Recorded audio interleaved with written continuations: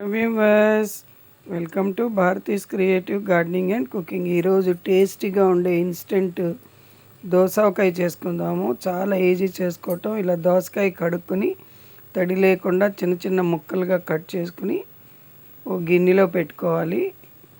దాంట్లో ఒక గ్లాస్ ముక్కలు అనుకోండి, అర గ్లాస్ కారం, పావు గ్లాసు ఆవపిండి, కొంచెం ఉప్పు, పసుపు వేసి ముందరగా చక్కగా కలుపుకొని తర్వాత నువ్వుల నూనె కానీ పల్లి నూనె కానీ వేసుకుని చక్కగా ఇలా కలుపుకోవాలన్నమాట. ఎర్రటి కారం ఉండాలి, తడి మటుకు ఉండకూడదు. తడి ఉంటే ఏమవుతుందంటే చద్ది వాసన వస్తుంది, లేకపోతే 10 రోజులు ఉంటుందన్నమాట.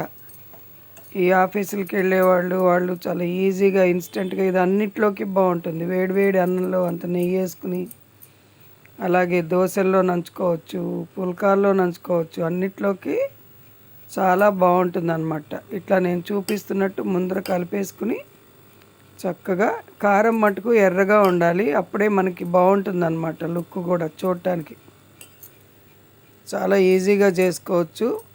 టేస్ట్ చాలా బాగుంటుంది, మాగిన కొద్దీ టేస్ట్ చాలా బాగుంటుందన్నమాట. తెలియని వాళ్ళు ఉంటే తప్పకుండా చేసుకోండి. చాలా ఈజీ రెసిపీ, ఈజీ పికిల్ అనమాట. మనకి పికిల్స్ ఇష్టం కదా తెలుగు వాళ్ళకి, మనం బాగా తింటాం కదా పికిల్స్. ఇంకా ముందర చాలా రకరకాల ఇన్స్టెంట్ పికిల్స్ చూపిస్తాను తొందరగా చేసుకునేటట్టు. కాబట్టి మీరు కూడా నేను చెప్పిన విధంగానే చేయండి, చేస్తే చాలా బాగుంటుంది.